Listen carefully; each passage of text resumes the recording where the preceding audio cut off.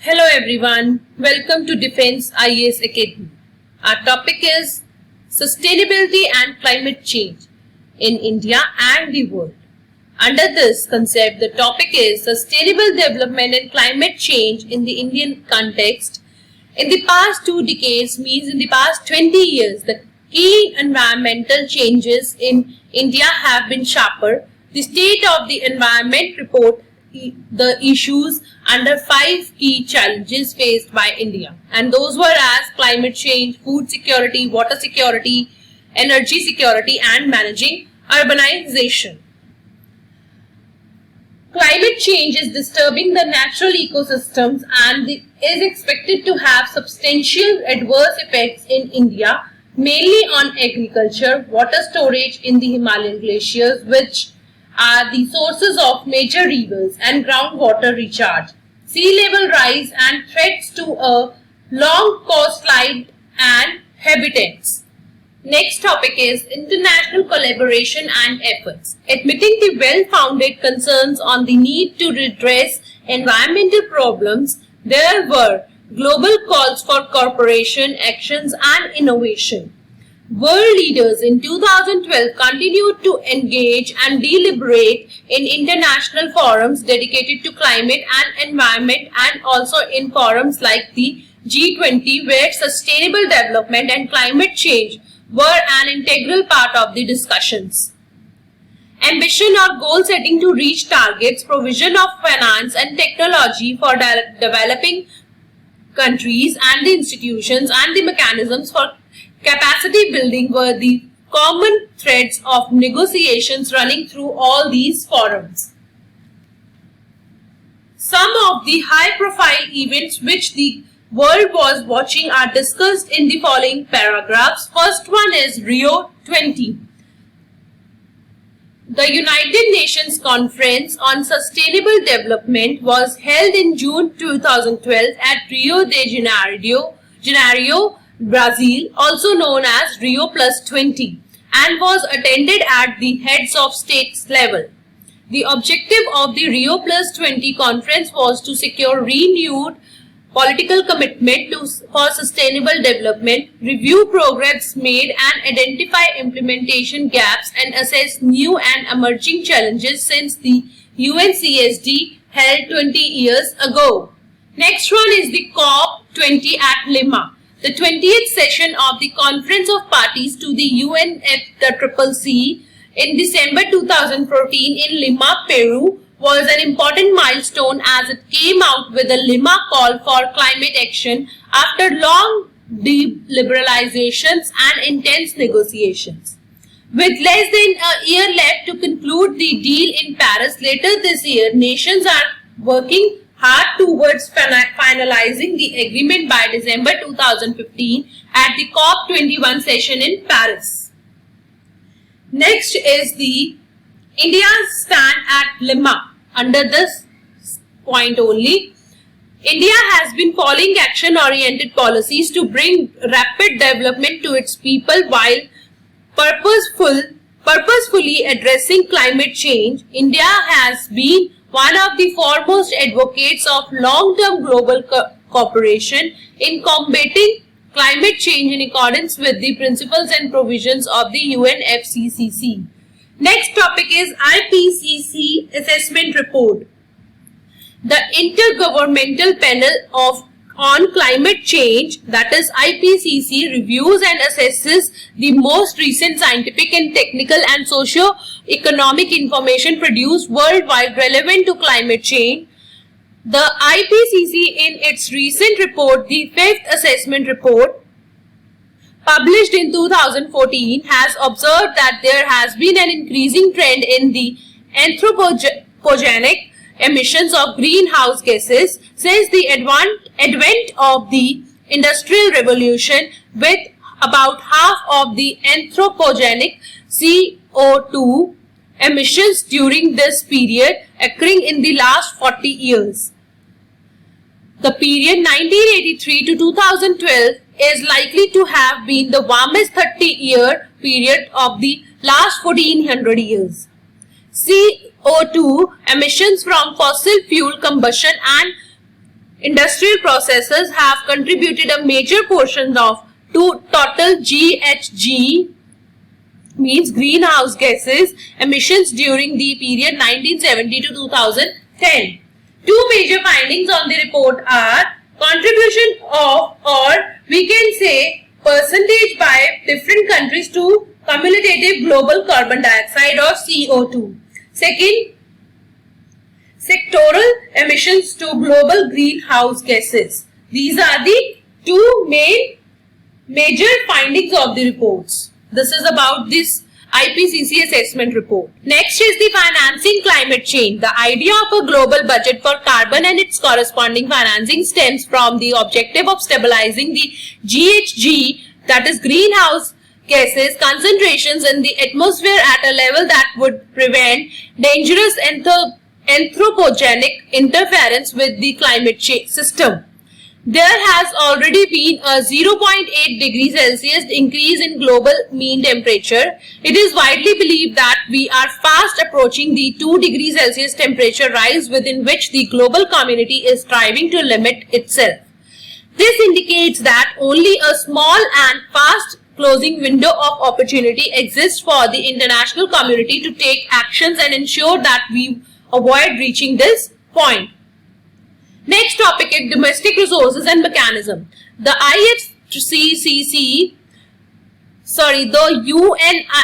UNFCCC notes that Kazakhstan, Cyprus, Malta and Belarus did not have reduction commitments of our 2008 to 2012 under the KP. Canada, Japan, New Zealand and Russia are not parties to the second commitment period or to the KP, means Kyoto Protocol. Countries that are undergoing the process of transition to a market economy. For any representative country, say for Australia, the table shows that in the first commitment period, Australia could collectively increase emissions by 8% between 2008 to 12, taking the base year as 1990. Whereas for the second KP round, Australia would need to reduce its emission by 0.5% collectively between 2013 to 2020.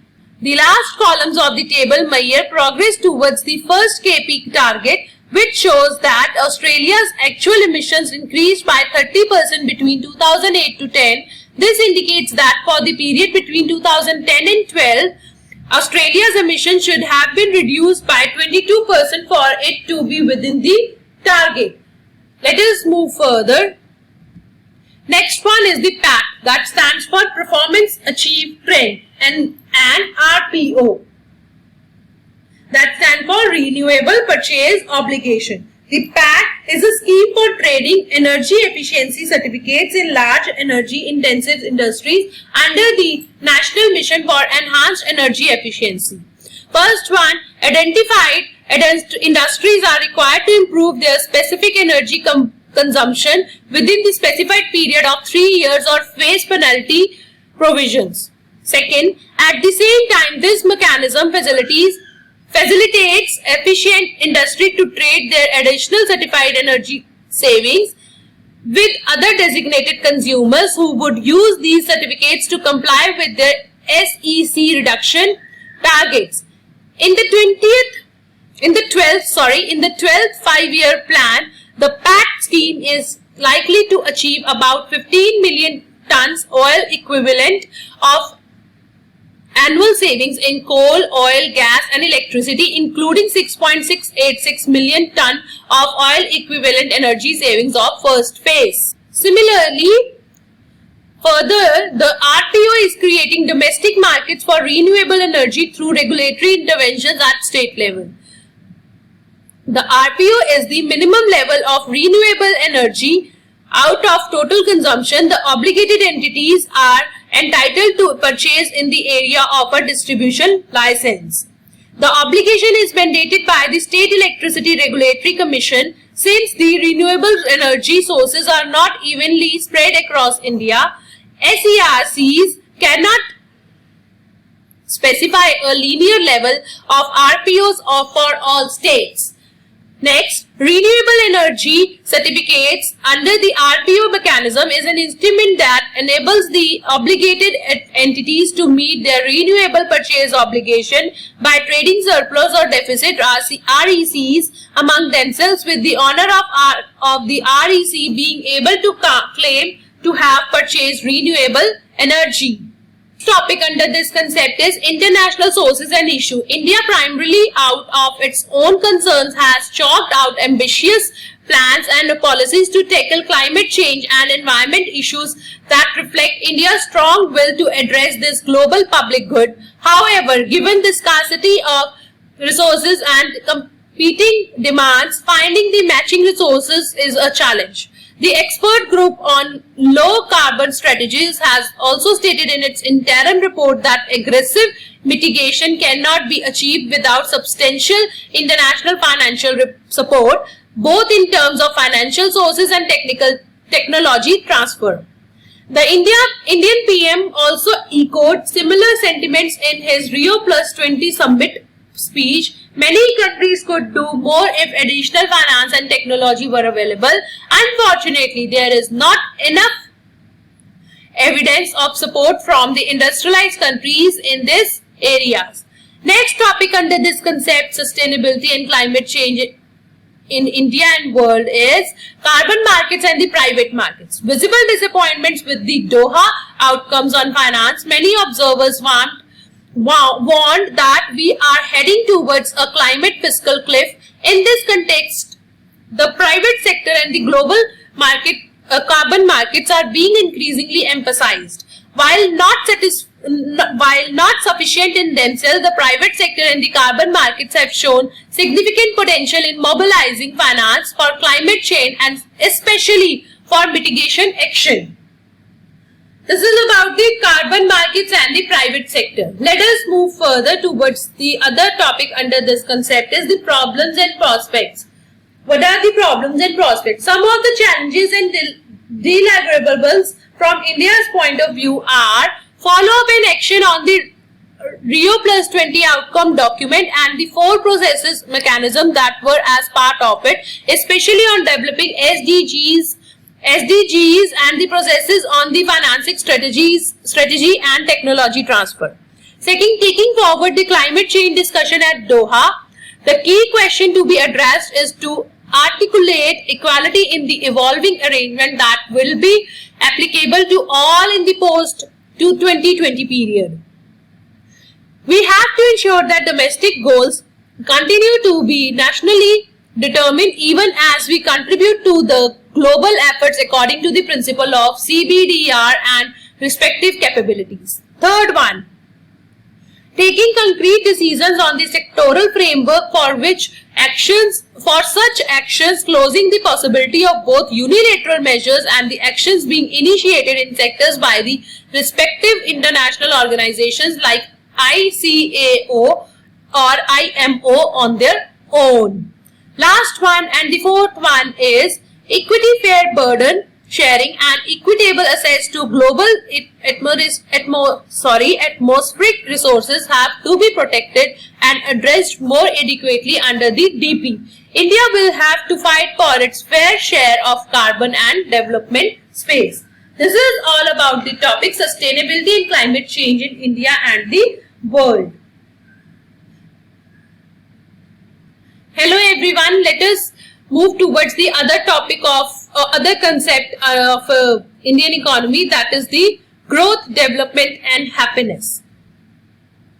Economic growth, a term coming from the life sciences. Growth in economics means economic growth, an increase in economic variables over a period of time is economic growth. The term can be used in an individual case or in case of an economy, or we can say for the whole world.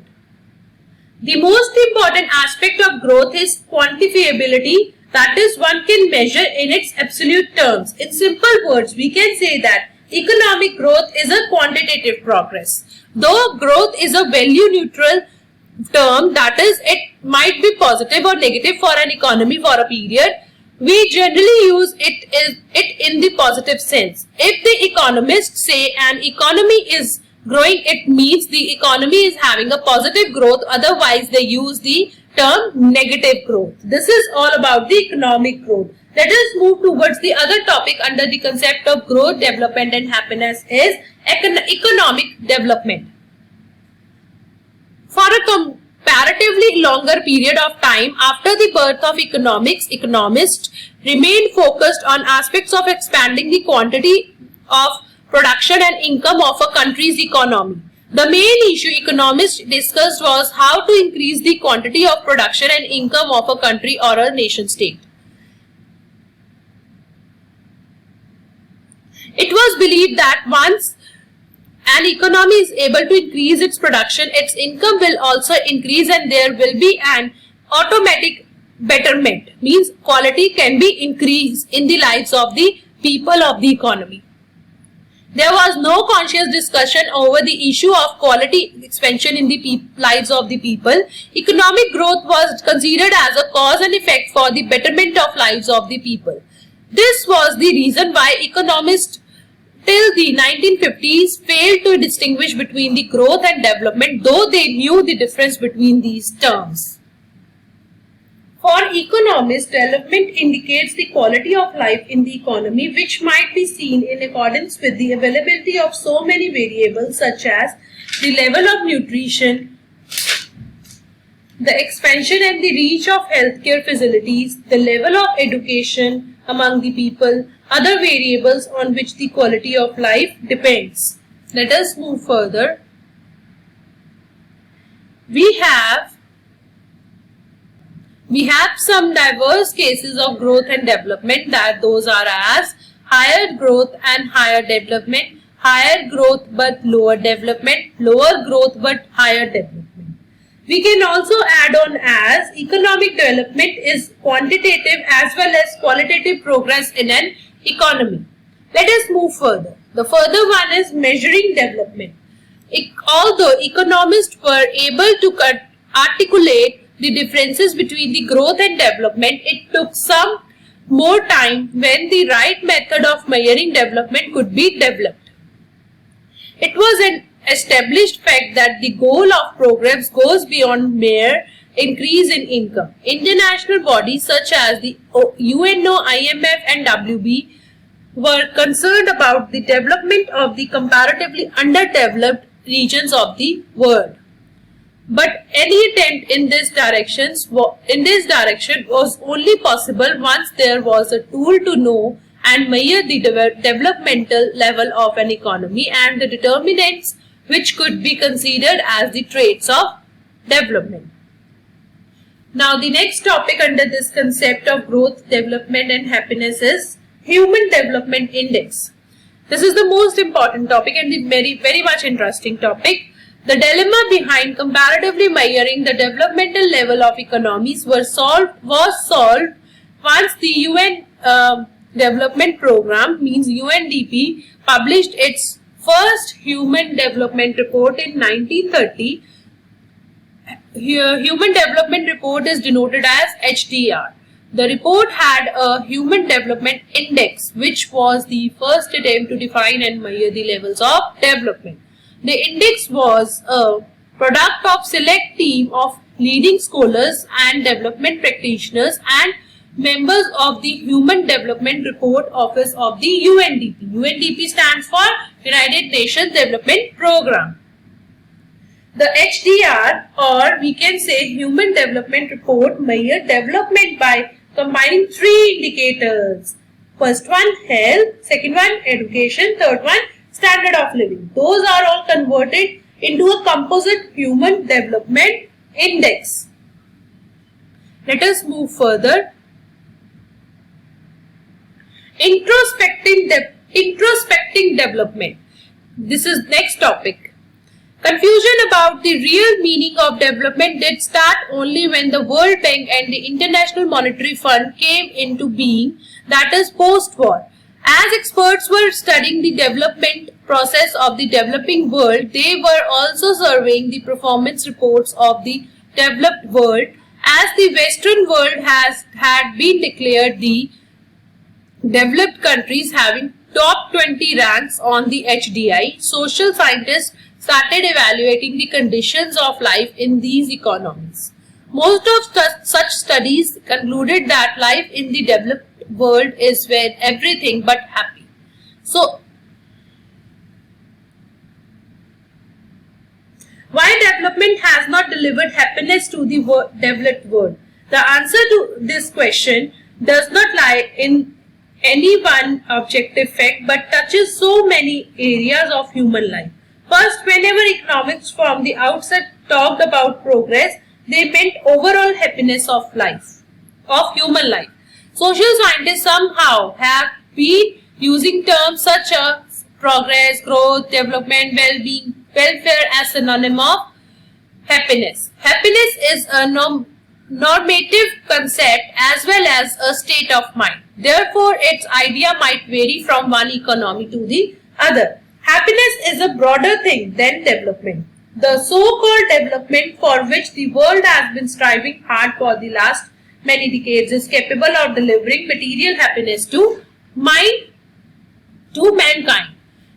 Under this, we can say, under this, let us understand the meaning of gross national happiness. At the level of real per capita income, the gross national happiness and the HDI are the same. Though the HDI is silent on the issue of good governance, today it should be considered as being promoted around the world. Let us move further towards the next topic under the growth, development and happiness is, or we may say it is a part of this concept, is happiness. The World Happiness Report 2013 was published by the United Nations Sustainable Development Solution Networks in September 2013. The report of a 156 nation survey is second of its kind, released by a coalition of researchers. The report measures happiness and well-being in countries around the world to help guide public policy. The happiness report ranks nation on the basis of 6 key factors. First one is the GDP per capita. Second one is the healthy life expectancy. Third one is the someone to cut on. Fourth one is the perceived freedom to make life choices. Fifth one is the freedom from corruption. And the last one is the generosity. Now, what is the meaning of happiness? We are having a question in our mind. What is happiness? We are talking about happiness, growth and development. Here I'll clear you the meaning of happiness. The word happiness is quite complex and is not used lightly. Happiness is an aspiration of every human being and can also be a measure of social progress. Happiness is used in at least 2 ways. First as an emotion or second one as an evaluation. Insights into human behavior. Next topic is insights into human behavior. The World Bank in its latest report said that development policies become more effective when combined with insights into human behavior. It further adds that policy decisions informed by behavioral economics can deliver impressive improvements in promoting development and well-being in society. What are the social norms, culture and development? We are using a word again and again, social norms, culture and development. What is that? Economic development depends not only on getting fiscal policy, monetary policy or taxation right, but it is also rooted in human psychology, sociology, culture and norms. In the economics profession, there has been a bit of resistance to this because it is sort of giving ground to the neighboring disciplines. Now, the next one is the values and the economics. There is research in psychology and evolutionary biology which shows that morality, altruism and other regarding values are an innate part of the human mind. Even though the social setting in which a person lives can nurture or stunt these traits. However, the recognition that these human and moral qualities can have a large impact on economic development came relatively late to economics. This is all about the concept of growth, development and happiness. Let us move further towards the other concept under the Indian economy is, first of all, welcome to Defense IAS Academy. The topic which I was talking about next is the evolution of the Indian economy. Emphasis are in the public sector. The state was to be given an active and dominant role in the economy. It was very much decided by the time India became independent. There was no doubts about it in the minds of the people who formed the dominant political force at the time. Naturally, there was going to be a giant structure of the government-controlled enterprises to be known as the public sector undertakings. Criticism aside, there were at that time a strong logic behind the glorification of public sector undertakings. Some of the reasons for heavy investments in the public sector undertakings were purely natural, while others were consequential in nature. There were certain highly commendable objectives set for them. Some other goals would go on the serve or the very soul of the mixed economy. The major following requirements are like, first one is the infrastructure need. Every economy, whether it is agrarian, industrial or post-industrial, needs suitable levels of infrastructure such as power, transportation and communication. Without their healthy presence and expansion, no economy can grow and develop. Expansion of the infrastructure sector was considered not possible by the private sector of the time, as they could possibly not manage the following components. First one is the heavy investment in domestic as well as foreign currency. Second one is the technology. Third one is the skilled manpower. And fourth one and the last one is the entrepreneurship. Second one is the industrial needs. India has opted for the industrial sector as its prime moving force. As we saw in the earlier pages, now there were some areas of industries which the government had to invest in due to several compulsory reasons. For industrialization and its success, every economy needs the healthy presence of some basic industries which are also known as the infrastructure industries.